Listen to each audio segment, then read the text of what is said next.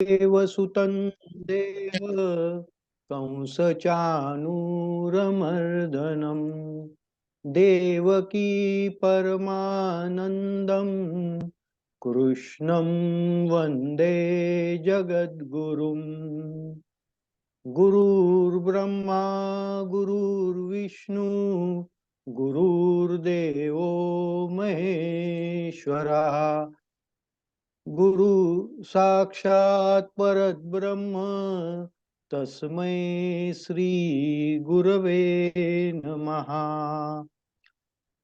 अलंकापुरी पुण्यभूमी पवित्र इथे नांदतो ज्ञान राजा सुपात्र तया आठवीता महापुण्य राशी नमस्कार माझा श्री सद्गुरु ज्ञानेश्वरांशी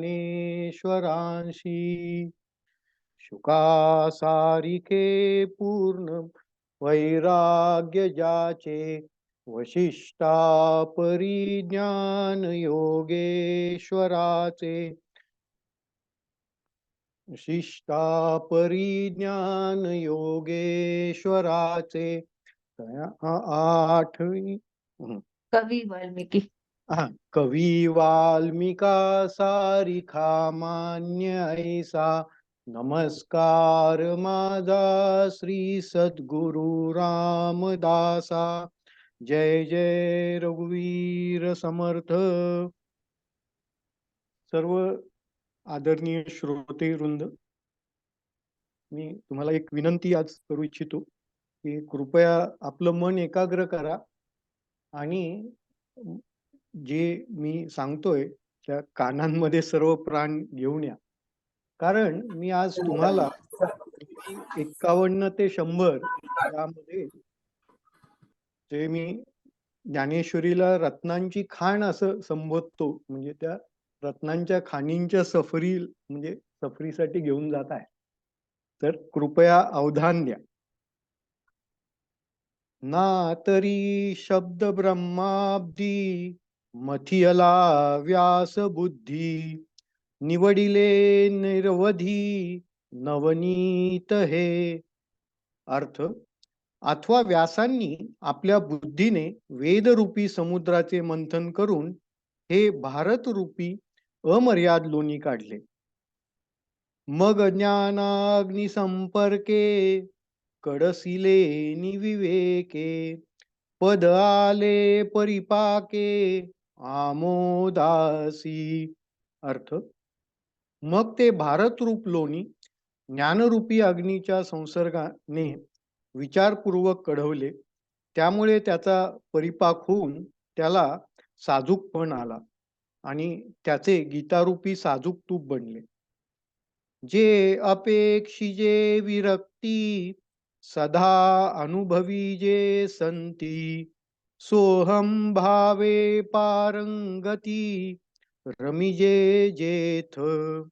अर्थ, वैराग्यशील लोक ज्या गीतारूपी तुपाची इच्छा करतात, संत जे नेहमी अनुभवात व पार पावलेले ज्ञानी तेच मी आहे म्हणजे सोहम भावाने जेथे रममान होतात. जे आकर्णिजे भक्ती जे आदिवंद्य त्रिजगती ते भीष्म पर्व संगती म्हणितली कथा. अर्थ, भक्तांनी जिचे श्रवण करावे, जी तिन्ही लोकात प्रथम नमस्कार करण्यास योग्य आहे, ती गीता भीष्म पर्वात प्रसंगानुरोधाने सांगितली आहे. जे भगवद्गीता म्हणजे जे ब्रह्मेशांनी प्रशंसिजे जे सनकादिकी सेविजे आदरेसी. अर्थ, जिला भगवद्गीता असे म्हणतात, ब्रह्मदेव व शंकर जिची प्रशंसा करतात व जिचे सनकाधिक आदराने सेवन करतात. जैसे शारदीचिये चंद्र कळे माझी अमृत कण कोवळे ते वेचिती मन मवाळे चकोरत लगे. ज्याप्रमाणे शरद ऋतूच्या चंद्रकिरणातील अमृताचे कोमल कण चकोराची पिले मृदू मनाने वेचतात, तिया परिश्रोता अनुभवावी हे कथा, अति हळुवारपण चित्ता आणुनिया. त्याप्रमाणे चित्त अगदी हलके करून म्हणजे वासनांचा जडपणा टाकून मग श्रोत्यांनी ही कथा अनुभवावी. हे शब्द विन संवादिजे इंद्रियाने भोगिजे, बोला आधी झोंबिजे प्रमेयासी.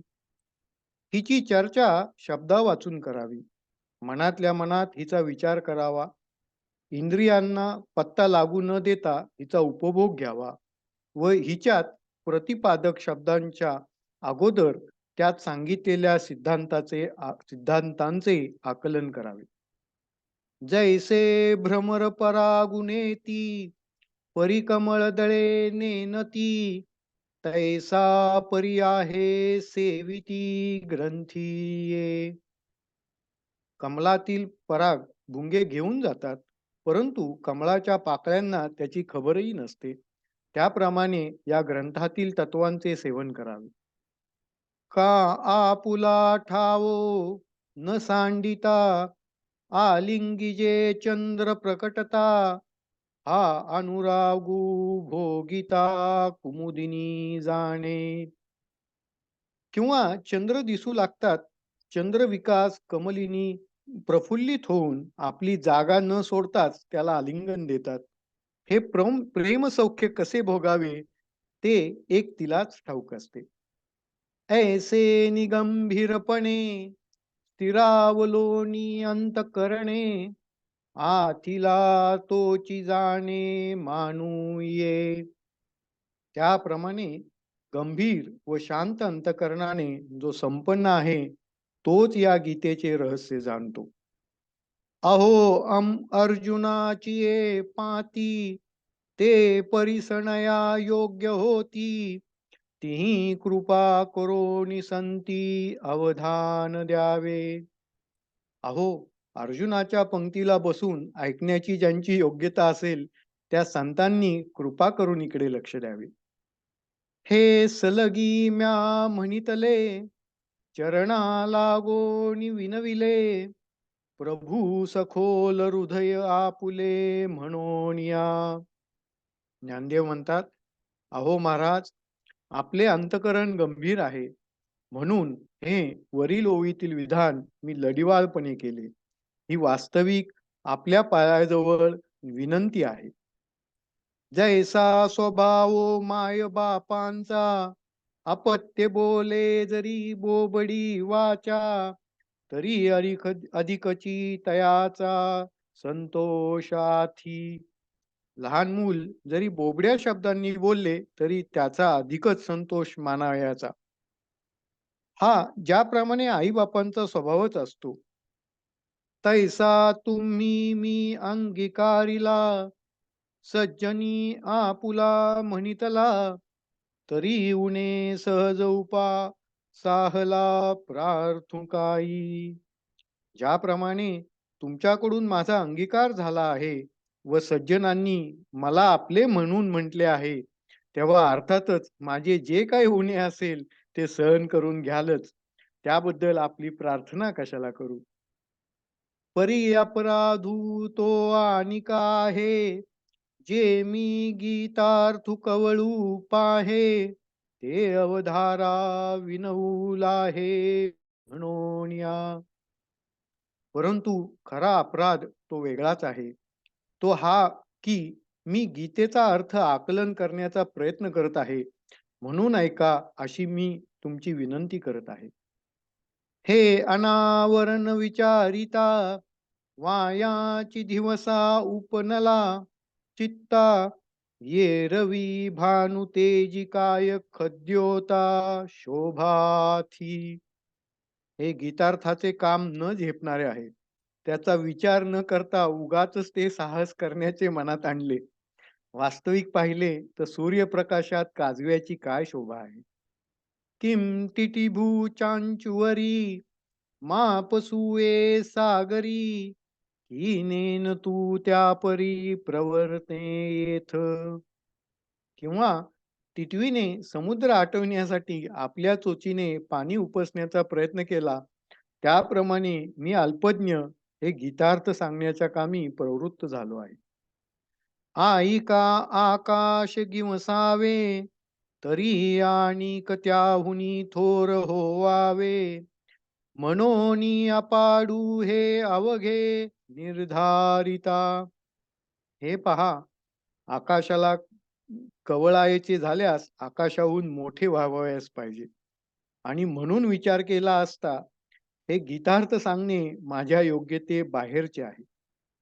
या गी या गीतार्थाची थोरी स्वयं शंभू विवरी, जेथ भवानी प्रश्न करी चमत्कारोनी. या गीतार्थाची महती एवढी आहे की स्वतः शंकर आपल्या मनानीच त्याचा विचार करत असता देवी पार्वतीने, आपण एकसारखा विचार कशाचा करता, असा त्यांना मोठ्या आश्चर्याने प्रश्न केला. तेथ हरू म्हणे निजे, दैवी जैसे का स्वरूप तुझे, तैसे ही नित्य नूतन देखिजे गीता तत्व. त्यावर शंकर म्हणाले, हे देवी, ज्याप्रमाणे तुझ्या स्वरूपाचा अंत लागत नाही, त्याप्रमाणे गीतेचाही अंत लागत नाही. हे गीता तत्व पहावया जावे तेव्हा नवीनच आहे असे दिसते. हा वेदार्थ सागरू, जया निद्रिताचा घोरू, तो स्वयं सर्वेश्वरू प्रत्यक्ष अनुवादला. वेदार्थ रूपी समुद्र हा योग निद्रेत असलेल्या सर्वस्वराचे घोरणे आहे. त्या परमात्म्याने स्वतः प्रत्यक्ष जागेपणी गीता अर्जुनाला सांगितली. ऐसे जे अगाध, जेथ वेडावती वेद, तेथ अल्पमी मतिमंद काही होय. असे हे गीतार्थाचे काम गहन आहे. या कामी वेदांची ही मती कुंठित होते. मी तर पडलो मंदमती, तेव्हा तेथे माझा पार कसा लागणार. हे अपार कैसे निकळवावे कवळावे, महातेज कवणे धवळावे, गगनमुठी सुवावे मशके केवी. या अमर्याद गीतार्थाचे आकलन कसे होणार. सूर्याला कोणी उजळावे, चिलटासारख्या शूद्र प्राण्यास हे आकाश आपल्या मुठीत कसे धरून ठेवता यावे. परी एक असे एक आधारू, तेनेची बोले मी सधरू, जे सोनुकूळ श्री गुरु ज्ञानदेव म्हणे. असे आहे तरी ज्ञानेश्वर महाराज म्हणतात, या कामी मला एक आधार आहे. ज्या अर्थी या कामी श्री श्री गुरु निवृत्ती राय यांची अनुकूलता आहे, त्या अर्थी त्यांच्या आधारावर धीर धरून मी बोलतो, गीतार्थ सांगण्याचा यत्न करतो. ये रवी तरी मी मूर्खू, जरी जाहला अविवेकू, तरी संत कृपादिकू सोज वळवू असे.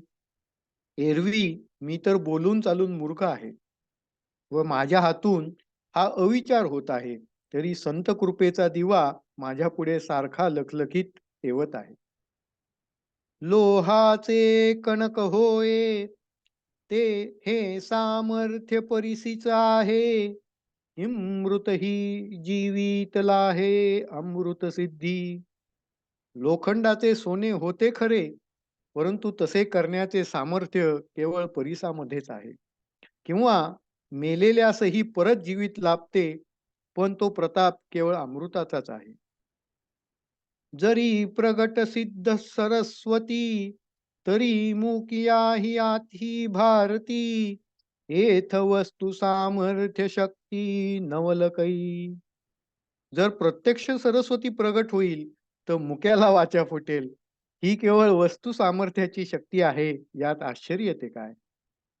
जया ते कामधेनु माये, तयासी अप्राप्य काही आहे, म्हणून मी प्रवर्तोला हे ग्रंथी. कामधेनू ही ज्याची आई आहे, त्याला न मिळण्यासारखे काय आहे? आणि म्हणूनच मी या ग्रंथाला हात घातला आहे. तरी न्यून्यते पुरते, अधिकते सरते, करोनी घेवावे हे तुमते विनवितू असे. तरी उणे असेल ते पुरते व अधिक असेल ते मान्य करून घ्यावे, अशी माझी आपणास विनंती आहे. आता देई जो अवधान, तुम्ही बोलविल्या मी बोलेन, जैसे चेष्ट सूत्राधीन दारुयंत्र. आता आपण लक्ष द्यावे. आपण मला बोलवीत आहात म्हणून मी बोलतो. गीतेचे व्याख्यान करतो. ज्याप्रमाणे लाकडी कळसूत्री बाहुली सूत्रधाराची दोरी जशी नाचवेल तशी नाचते. तैसा मी अनुग्रहितू साधूंचा निरपितू, ते आपुलिया परुई अलंकारितू भलतया परी. त्याप्रमाणे मी आपल्या कृपेतील असून साधूंचा केवळ निरोप्या आहे. ते सांगतील ते काम करणारा आहे. आता त्यांनी मला वाटेल तसे नटवावे. तव श्री गुरु म्हणती राही, हे तुझ बोलावे न लगे काही. आता ग्रंथ चित्त देई झडकरी वेगा. श्री गुरु म्हणाले, थांब, हे तू आम्हाला सांगावे असे नाही. आता तू चटकन ग्रंथार्थाकडे लक्ष दे. लवकर ग्रंथ सांगण्यास आरंभ कर. या बोला निवृत्तीदासू, पाऊनी परम उल्हासू, म्हणे परियसा मना अवकाशू देऊनिया. श्री गुरूंच्या भाषणावर निवृत्तीनाथांचे शिष्य अतिशय आनंदित होऊन म्हणाले, ते मी सांगतो, मोकळ्या मनाने ऐका. आता या ओळीनंतर गीतेचा अध्याय संस्कृत मधला सुरू होतो. तो असा: ओम श्री परमात्मने नमः. श्रीमद्भगवद्गीता अथ प्रथमोऽध्यायः. धृतराष्ट्र उवाच. धर्मक्षेत्रे कुरुक्षेत्रे समवेतायुयुत्सवः, मामका पांडवाश्चैव किमकुर्वत संजय. तरी पुत्रस्नेहे मोहितू, धृतराष्ट्र असे पुसतू, म्हणे म्हणे संजया सांगे मातू कुरुक्षेत्रीची. तर मुलांच्या ममतेने वेडा झालेला धृतराष्ट्र संजयास प्रश्न विचारू लागला. तो म्हणाला, संजया, कुरुक्षेत्रीची हकीकत काय आहे ती मला सांग. जे धर्मालय म्हणजे तेथ पांडवानी माझे, गेले असती व्याजे झुंजाचेनी. ज्या कुरुक्षेत्राला धर्माचे घर म्हणतात, तेथे पांडव आणि माझे पुत्र लढाईच्या निमित्ताने गेलेले आहेत.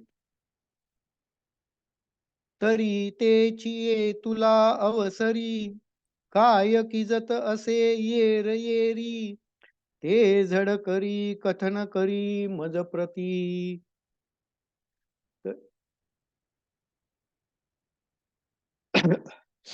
तरी ते एक एकमेक एवढा वेळ काय करीत आहेत ते मला लवकर सांग. इथे दुसरा श्लोक आहे गीतेचा. संजय उवाच. दृष्ट्वा तू पांडवानीकं व्यूढं दुर्योधनस्तदा, आचार्यमुपसंगम्य राजा वचनमब्रवीत्. पश्येताय पाण्डुपुत्राणां माचार्य महती चमुं, यूढान् द्रुपदपुत्रेण तव शिष्येण धीमता. तिये वेळी तो तो संजय बोल तिये वेळी तो संजय बोले, म्हणे पांडव सैन्य उचलले, जैसे महाप्रळयी पसरले वृतांत मुख. त्यावेळी तो संजय म्हणाला की पांडव सैन्याने उठाव केला तेव्हा ज्याप्रमाणे महाप्रळयाचे वेळी काळ आपला तोंड पसरतो त्याप्रमाणे ते दिसले. तैसे ते घनदाट उठावले एक वाट, जैसे उसळले काळकूट धरी कवण. अशा प्रकारे ज्या घनदाट सैन्याने एकदम उठाव केला तेव्हा त्याला कोण आवरणार? जसे काळकूट एकदा उसळले म्हणजे त्याचे शमन करण्याला कोण समर्थ आहे? ना तरी वडवा नळू साधू ना तरी वडवा नळू साधुकला, प्रळवा ते पोखला, सागरू शोषोनी उधवला अंबरासी.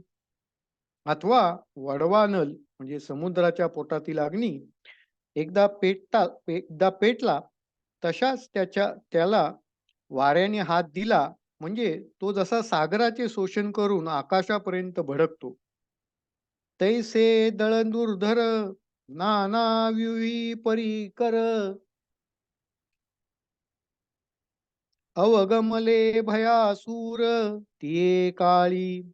त्याप्रमाणे न आटोपणारे ते सैन्य अनेक व्यूह रचून सज्ज झालेले असल्यामुळे त्यावेळी फारच भयंकर भासले.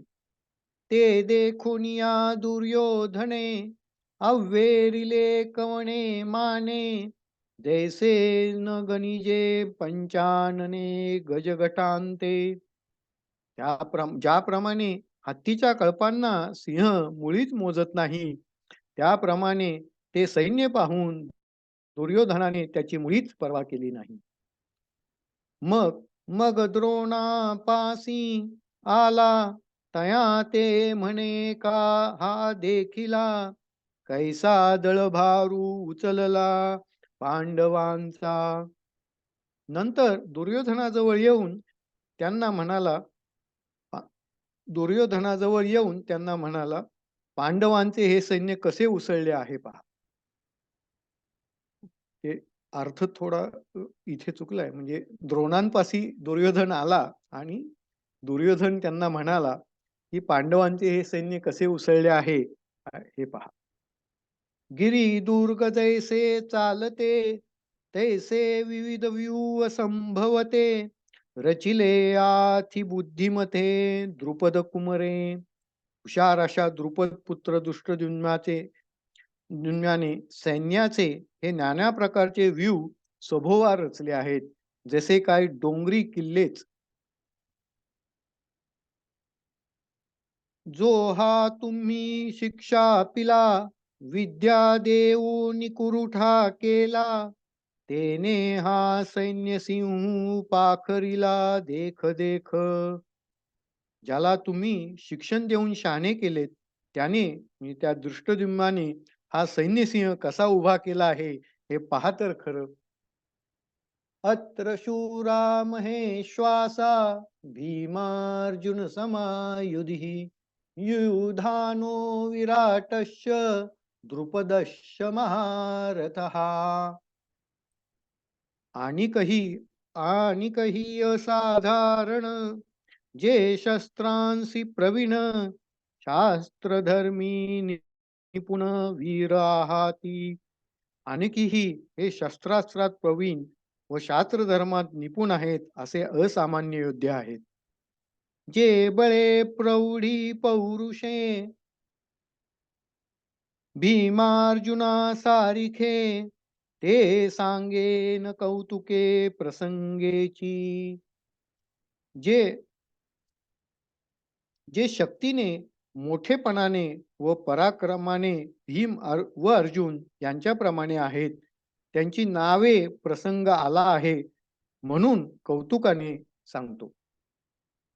एथ युधानु सुबटू आला असे विराटू, महारथी श्रेष्ठू द्रुपद विरू. येथे लढवय्या सात्यकी विराट महारथी श्रेष्ठ आणि शूर असे द्रुपद हे आले आहेत. श्लोक गीतेचा असा की दृष्टकेतुश्चे कितान, काशीराजश्च वीर्यवान, पुरुजित कुंती भोजश्च शैवेश्च नुरपुंगवः, युधामन्युश्च विक्रांत उत्तमो याश्च वीर्यवान् सौभद्रो द्रौपदेयाश्च सर्व एव महारथाः चेकितान दृष्टकेतु काशीराज वीर्यविक्रांतु उत्तमोजान रूपानाथू शैब्य देख. चेकितान दृष्टकेतू पराक्रमी असा काशीराज, नृपश्रेष्ठ उत्तमौजा आणि राजा शैब्य हे पहा. हा कुंती भोज पाहे येथ युधामन्यू आला आहे आणि पुरुजितादिराय हे सकळ देख. हा कुंती भोज पहा, येथे हा युधामन्यू आला आहे, आणखी पुरुजित वगैरे राजे आलेले आहेत हे पहा. धन्यवाद. पसायदान म्हणतो. दादा, हा, पुढचे दोन याच्या सोबतच म्हणजे ह्या श्लोकालाच घेऊ का? अनुसरून आहेत हा, बहुतेक. अडथळा आहेत, घेतो मी ते. हो हो.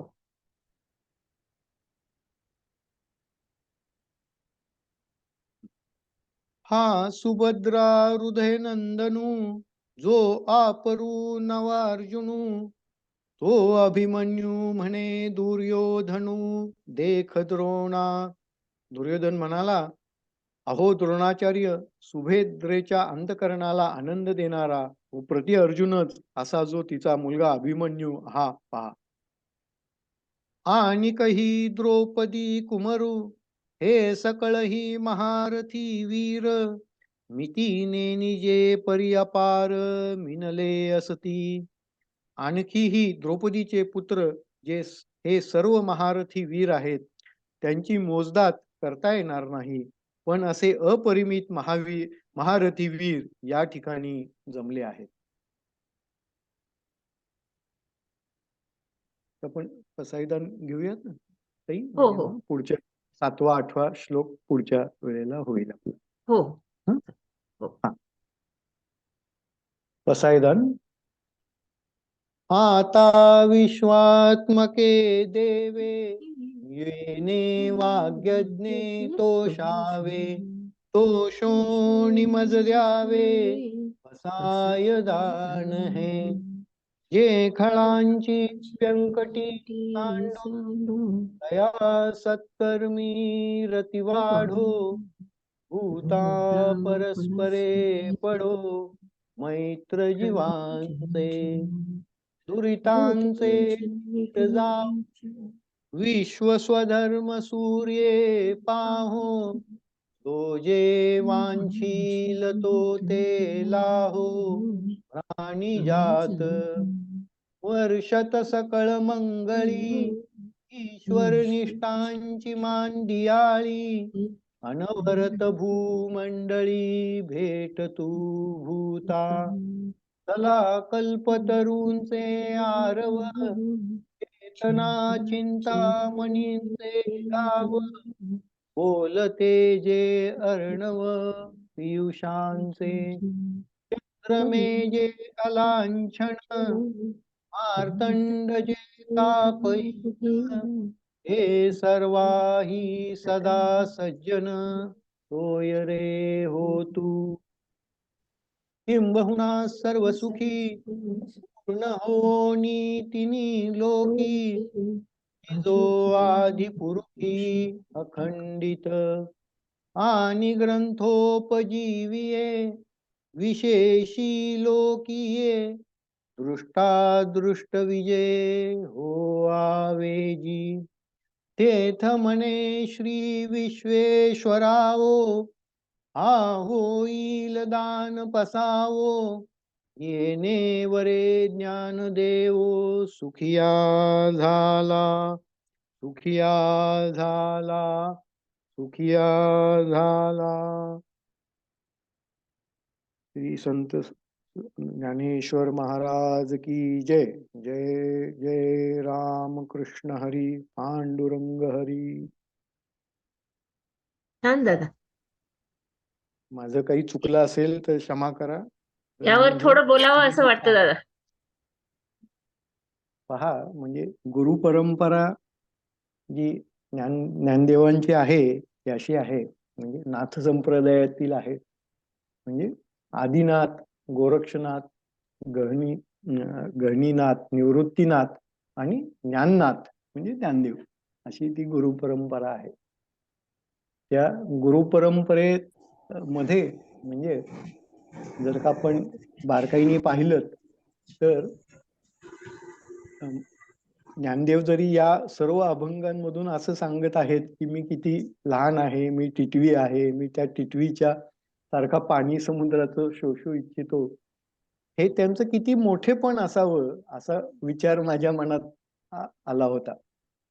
की ज्ञानदेवांची उपमा मला जर का कुणाशी करायची झाली तर ते आत्मस्वरूपच आहेत. म्हणजे आकाश पाहायचं असेल तर आकाशा इतकंच व्हायला लागेल किंवा महत्त्व व्हावं लागेल.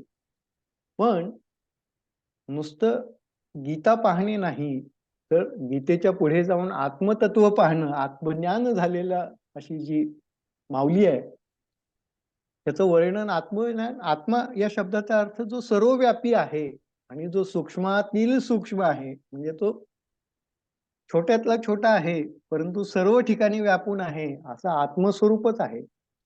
आणि माऊली ही दया गण आहे, म्हणजे दयेचा सागर आहे. म्हणजे त्यांच्या चरणांशी जाणं म्हणजे मोक्षप्राप्ती असं मला काल स्मरलं होतं. कारण संत हे असेच असतात की ते अत्यंत दयानिधी असतात आणि किती लीनता आहे, किती नम्रता आहे, किती अ, काव्यातली श्रेष्ठता आहे, हे या आपल्या सुरुवातीच्या ओव्यांमधून आपल्याला त्याच्यातून समजतं. म्हणजे मला कालचं संभाषण माझं आठवतं सुजितताईंबरोबर. त्यांनी मला विचारलं की तुम्ही हा अध्याय म्हणजे ज्ञानेश्वरी वाचाल का? तर मी म्हटलं मला वाचण्यापेक्षा श्रवण करायला अधिक आवडते. तर त्याचं उदाहरण मी असं दिलं होतं की ज्ञानेश्वरी वाचन म्हणजे आंब्याची पेटी घेऊन आलेले आहेत आपल्यासाठी. आणि जो वाचन करतो तो आंब्याचा रस काढतो आणि जो श्रवण करतो तो आंब्याचा रस चाखतो. तर मला आंब्याचा रस चाखायला आवडतो, मला कृपया करून आंब्याचा रस काढायला बसू नका, म्हणजे वाचायला बसू नका. आणि ताईंनी मला आज कानाला धरून बसवलं वाचायला, वाच आता. म्हणजे माझी माझी इच्छा अशी होती की मी आपलं ऐकत बसावं आणि जी ईश्वर इच्छा असेल तसंच होतं या जगात. त्या पद्धतीने हे माझ्यासारख्या अत्यंत छोट्या व्यक्तीच्या भाग्यात आलं की दुसरं पुष्प आज वाहण्याचं भाग्य मला लाभलं. आणि इतक्या आम्हाला आमरस खायला मिळाला. इतका चांगल्या वा. श्रोतेवृंदांनी माझे बोबडे बोल ऐकून घेतले आणि माझ्या चुकाही पोटात घातल्या, त्याबद्दल आपले मनपूर्वक आभार. आणि पण इथे आलात, म्हणजे श्रवण केलं याबद्दल आपले खरंच म्हणजे चरण धरून आभार.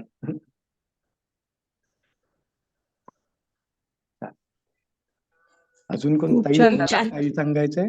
खूप खूप छान. आज अभयदादांची अनुपस्थिती आहे वाटतं. हा, अभयदादांनी सांगितलं होतं मला सकाळीच की आज जमणार अच्छा नाहीये म्हणून. हा हा. अच्छा अच्छा अच्छा. खूप छान दादा, आपलं त्यां- मार्गदर्शन खूप मोलाचं आहे. त्यांची साधं एक प्रार्थना आहे, 2 ओळींची अभयदादांची. हा, हा, बोला ते ना. नेहमी त्यांच्या ग्रुपवर म्हणत असतात हा, गुरूंविषयी. ती ऐकवायची इच्छा आहे माझी. हो म्हणा ना म्हणा ताई, ना. म्हणा ना. सदा शिवसमारंभा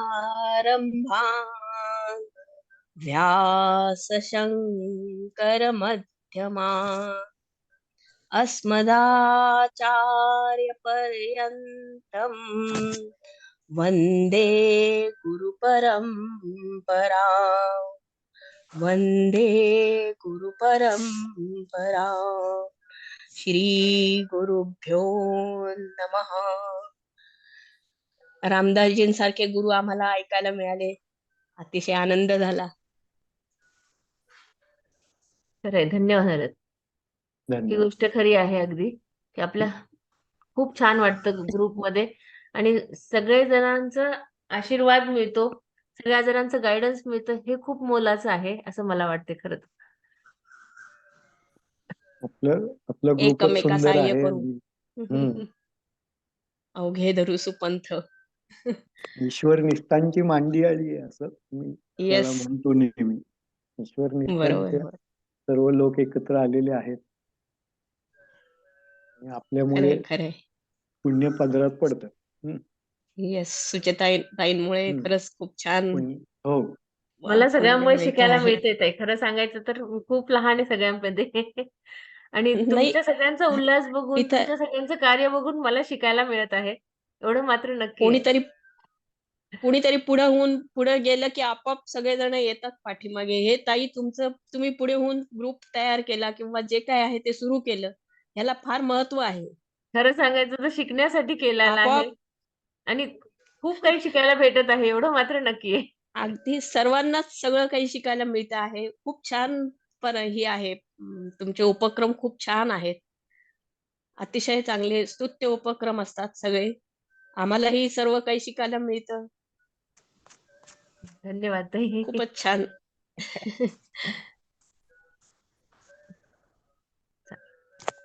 चालेल ताई आपण तुम्ही आज दिलेल्या हा ताई बोला. तुम्ही हा आज बोला. दिलेल्या ऍप मध्ये हे ज्ञानेश्वर हे गीतेमधला श्लोक नाहीये हो. म्हणजे जसं आता हा, दादाने मध्ये मध्ये श्लोक बोलले पण ते ह्या ऍप मध्ये नाही आहेत ना. नाही हे ऍप मध्ये नाही नाहीयेत. आपल्याला ज्ञानेश्वरी सोबत ठेवावी लागती किंवा मग ज्ञानेश्वरी ज्यांच्याकडे आहे त्यांनी ज्ञानेश्वरी मधून वाचून हे करा. ज्याच्याकडे हा. ज्ञानेश्वरी नाही त्यांच्यासाठी ते ऍप पाठवलेले आहेत की आता वेळेवर काहीच नाही आपल्याकडे, निदान आपण ऍप हा मधून तरी वाचू शकूत म्हणून. हा पण मी मग आता मी करणार आता कसं की वाचन ऍप मधूनच केलं फक्त हो. जिथे मामासाहेब दांडेकरांची जी प्रत आहे हा. ना हा तर त्या प्रतीच्या मी पीडीएफ आपल्याला पाठवले आहेत ग्रुपवर. Yes, yes. तर हो. करेक्ट. त्याच्यामध्ये जर का तुम्ही पहिला भाग पाहिलात तर तिथे हा हो. त्या श्लोकांच्या तिथे ते संस्कृत श्लोक ग्रंथामध्ये दिलेले आहेत.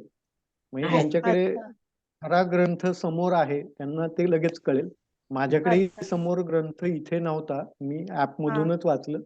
फक्त मी अच्छा ग्रंथ रेफर करून असं सांगितलंय.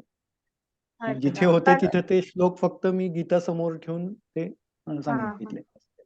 हा तुम्ही 3 लोकांचे पाठवलेले आहेत पीडीएफ. मी आज ताईंनी जे आज पाठवलं की ह्याच्यातून करा काल तुम्ही हा त्यातले त्यातूनच वाचन केलं हा मग तर ते त्यातले केलं मी. मामासाहेब दांडेकरांची जी प्रत आहे ना हा त्याच्यातलं पहिला जो इंट्रोडक्शनचा एक पीडीएफ आहे ती खूप मोठी आहे. हा म्हणजे त्याच्यामध्ये सगळी ज्ञानेश्वरांचं चरित्र, वारकरी अच्छा संप्रदाय, गुरु परंपरा याची माहिती आहे.